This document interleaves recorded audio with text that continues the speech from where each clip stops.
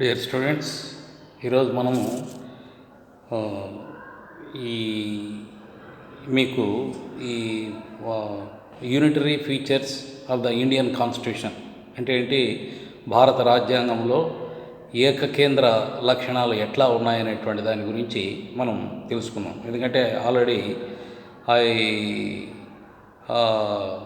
Already I explained about the unitary and federal features of the constitution. అంటే ఏక కేంద్ర సమాఖ్య ప్రభుత్వాలకు సంబంధించినటువంటి అంశాల గురించి మనం డిస్కస్ చేసాం. So what is unitary and what is federal government అంటే, unitary government is nothing but the centre is only having the total powers. But whereas the federal government is nothing but the division of powers between the center and state అనే దాని గురించి చెప్పుకున్నాం. But what are the unitary features of the constitution? So even though ours is a federal state, but we have the unitary features, the Indian constitution. So what are the features of the Indian constitution, the unitary features of the Indian constitution? Let us discuss about these features. అంటే ఏకకేంద్ర లక్షణాలు ఎట్లా ఉన్నాయి. You see in our constitution there are three kinds of list is there.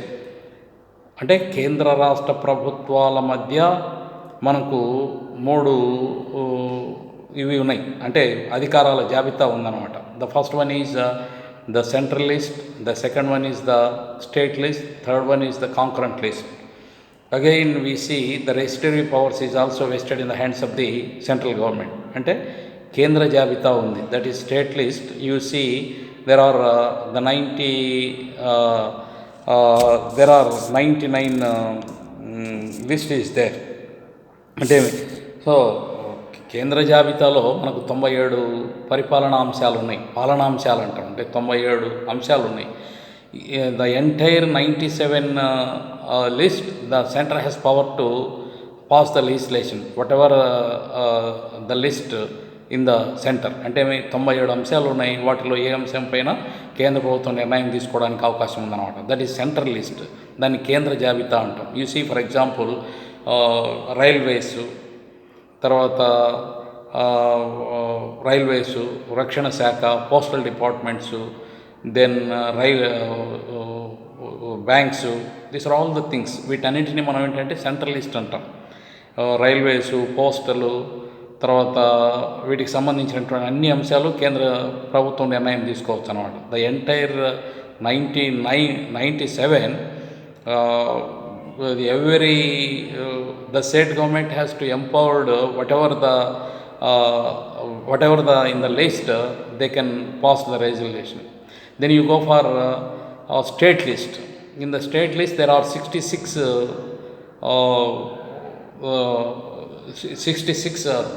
ఆడున్నాయి. అంటే రాష్ట్ర జాబితాలో 66 అంశాలు ఉన్నాయి.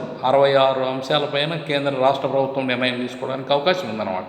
That is state list అంటాం. Then you go for concurrent list. So concurrent లిస్ట్లో 47 ఉండేటివి, బట్ నౌ దాన్ని 52 అంశాలుగా చేర్చడం జరిగింది. సో ఈ స్టేట్ లిస్ట్లో ఉన్నటువంటి 67 అంశాలపైన రాష్ట్ర ప్రభుత్వం నిర్ణయం తీసుకోవచ్చు, but the centre has to take decision regarding the state list also. So that is the unitary powers. అంటే ఇక్కడ అర్థం ఏంటంటే, కేంద్ర ప్రభుత్వంలో ఉన్నటువంటి అంశాలన్నిటిపైన కేంద్ర ప్రభుత్వం నిర్ణయం తీసుకోవచ్చు, మరి రాష్ట్ర ప్రభుత్వ స్టేట్ లిస్టులో ఉన్నటువంటి అంశాలపైన కూడా రాష్ట్ర ప్రభుత్వం ఇటు కేంద్ర ప్రభుత్వం కూడా తీసుకోవడానికి అవకాశం ఉంటుంది.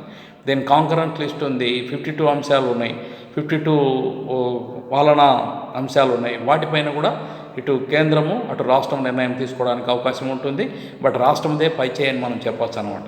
That is the unitary features of the Indian constitution అంటాం. ఇక రెస్ట్ మనకు you see the residuary powers అంటాం, దాన్ని అవశిష్ట అధికారాలు అంటాం.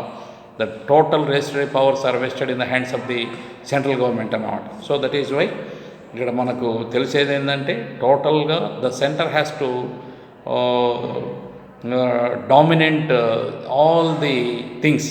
దట్ ఈస్ వై అందుకనే మనకు federal, even though ours is a federal state, but we have unitary features అంటాం. అంటే ఇక్కడ కేంద్రం ఫెడరల్ దీంట్లో ఉన్నా కానీ, సమాఖ్య వ్యవస్థలో ఉన్నా కానీ మనకు యూనిటరీ ఫీచర్స్ అనేటువంటివి చాలా ఎక్కువగా ఉన్నాయని మనం చెప్పవచ్చు అన్నమాట. The second one you go for the second one you see many state governments are not in equal for the sending of the Rajya Sabha. అంటే రాజ్యసభకు మనం సభ్యులను పంపడంలో యూనిటీ లేదా, there is no uniformity. But you see in Uttar Pradesh there are the many members of the many members in the Rajya Sabha. Then you go for Andhra Pradesh, there is a less members. So అంటే రాజ్యసభకు పంపడంలో మనకు ఆ variation అనేటువంటిది ఉందన్నమాట. So అక్కడ కూడా మనకు central domination ఉందని మనం చెప్తాం. So the third one is the appointments of the governors, it's only for the centre. The centre has to appoint the governors. మరి వివిధ రాష్ట్రాలకు గవర్నర్లు నియమించేటువంటి అధికారం ఇక్కడ మన కేంద్ర ప్రభుత్వానికే ఉంది. బట్ వాళ్ళు ఈ హెడ్ ఆఫ్ ది స్టేట్స్గా ఇక్కడ రాష్ట్రాల్లో ఉంటారన్నమాట. Every state government has one governor. అంటే the governor was appointed by the central government, that is president is appointed by the governors each and every state. So కాబట్టి వాళ్ళు they act as the head of the స్టేట్స్గా వాళ్ళు పనిచేయడానికి అవకాశం ఉంటుంది అన్నమాట. అక్కడ కూడా స్టేట్ గవర్నమెంటే మనకు సెంట్రల్ గవర్నమెంటే డామినెన్స్ ఉందని మనం చెప్పగలుగుతున్నాం. తర్వాత ఇక్కడ మనకు సెంట్రల్ ఇంకేమున్నాయి, మనకు ఎలక్షన్ కమిషన్ ఉంది. The chief election commissioner is appointed by the central government, that is president. Then union public service commission chairman, the Union Public Service Commission chairman is also appointed by the President of India. So ఆ విధంగా కూడా మనకు president of India appoint చేయడానికి అవకాశం ఉంటుందన్నమాట. The members and also the union public service commission chairman is also appointed by the president of India and also the members. So అక్కడ కూడా మనకు ది సెంటర్ డామినెన్స్ అనేటువంటిది మనకు తెలుస్తుంది అనమాట. Then you go for the judicial system. So the judicial system law, you see the appointment of the judges is also the President of India. The uniform judicial system ఉంది కాబట్టి అక్కడ కూడా మనకు ప్రెసిడెంటే కేంద్ర ప్రభుత్వం యొక్క డామినెన్సీ మనకు తెలుస్తుంది. సో అపాయింట్మెంట్ జ్యుడిషియల్ సిస్టంలో ఉంది. అక్కడ కూడా మనకు unitary features of the Indian constitution, even though hours is a federal state but we have ఈ యూనిటరీ ఫీచర్స్ అని మనం చెప్తా ఉన్నాం. అంటే ఇక్కడ అర్థం ఏంటంటే కేంద్ర రాష్ట్ర ఫెడరల్ స్టేట్ అయినప్పటికీ కూడా మనకు ఈ కేంద్రం యొక్క ఆధిపత్యమే కొనసాగుతుందని మనం చెప్పవచ్చు అన్నమాట అక్కడ. సో కాబట్టి ప్రెసిడెంట్ ఈ union public service commission chairman నియమించడంలో, తర్వాత అలాగే ఎలక్షన్ కమిషన్ చైర్మన్ నియమించడంలో, union public service commission chairmans members నియమించడంలో, జడ్జెస్ అపాయింట్ చేయడంలో కానీ మనకి ఈ విధమైనటువంటి ఇవన్నీ కూడా కేంద్ర ప్రభుత్వం ఆధిపత్యంలోనే నడుస్తుంది అని మనం చెప్పచ్చు అన్నమాట. తర్వాత ఏదైనా you see in emergency period, emergency టైంలో ఏ స్టేట్ గవర్నమెంట్ అయినా with the advice of the governor, the governor suspended the any state government. ఇప్పుడు ఏదైనా అన్వాంటెడ్ సిచ్యుయేషన్ ఉన్నప్పుడు, అంటే ఏమిటి విపత్కరమైనటువంటి పరిస్థితుల్లో the governor can suspend the state government. అంటే with advice of the governor, the president can dissolve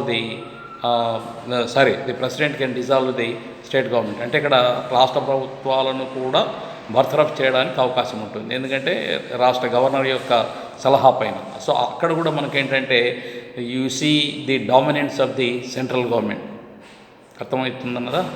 మీరు ఏం గమనించాలంటే ఇక్కడ ఫెడరల్ స్టేట్ అయినప్పటికీ కూడా, సమాఖ్య వ్యవస్థ అయినప్పటికీ కూడా మనకు డివిజన్ ఆఫ్ పవర్స్ ఉంది. Wherever you see the centre is having its own powers in the state list, but the state list, it's also the state government has empowered the powers. But even though the central government is showing its dominance regarding the center and state government అన్నమాట. So ఆ విధంగా కూడా మనం చెప్పడానికి అవకాశం ఉంటుంది అన్నమాట. తర్వాత ఈ ప్రెసిడెంట్ రూల్ ఇంపోజ్ చేస్తారన్నమాట. ప్రెసిడెంట్ రూల్ ఇంపోజ్ చేస్తే అప్పుడు కూడా ఇక్కడ మనకు ఈ ఫండమెంటల్ రైట్స్ని సస్పెండ్ చేయడానికి అక్కడ ప్రెసిడెంట్కు అధికారం ఉంది అని మనం చెప్పచ్చు. సో ఇవన్నీ కూడా మనకు unitary features of the Indian constitution అని మనం చెప్పగలుగుతాం అన్నమాట. తర్వాత పార్లమెంట్ ఎప్పుడైనా స్టేట్ రీఆర్గనైజ్ చేయడానికి అవకాశం ఉంటుంది. The parliament has to power to reorganise the states and also split the states అనమాట. అంటే యూసీ మన లేటెస్ట్గా మనం జరిగింది ఏంటంటే ఈ సపరేట్ తెలంగాణ చేయడం జరిగిందనమాట. అక్కడ కూడా the centre has to power, అక్కడ కూడా కేంద్ర ప్రభుత్వం యొక్క ఆధిపత్యంతో స్టేట్స్ని రీఆర్గనైజ్ చేయడానికి కానీ తర్వాత సపరేట్ స్టేట్ చేయడానికి కూడా అక్కడ మనకు అవకాశం ఉందని మనం ఇవన్నీ చెప్పొచ్చు అనమాట. తర్వాత ఇంకా మనం ఏదైనా ఇంకా స్టేట్ గవర్నమెంట్ యొక్క ఆధిపత్యంలో సెంట్రల్ గవర్నమెంట్ కాంకరెంట్ లిస్ట్ పైనటువంటి అనేకమైనటువంటి అంశాలపైన ఈ కేంద్ర ప్రభుత్వమే నిర్ణయం తీసుకోవడానికి అవకాశం ఉంటుందన్నమాట. కాంకరెంట్ లిస్ట్ అంటే ఇక్కడ ఉమ్మడి జాబితా అంటాం. మరి ఉమ్మడి జాబితాలో ఉన్నటువంటి అంశాలపైన అటు కేంద్రం ఇటు రాష్ట్రం తీసుకున్నప్పటికీ కూడా కేంద్రం యొక్క ఆధిపత్యమే కొనసాగుతుందని మనం చెప్పవచ్చు అనమాట. So these are all the unitary features of the Indian constitution అని చెప్పచ్చు. Even though ours is a federal state but we have some unitary features అని కూడా మనం చెప్పడానికి అవకాశం ఉంటుంది. Okay, thank you.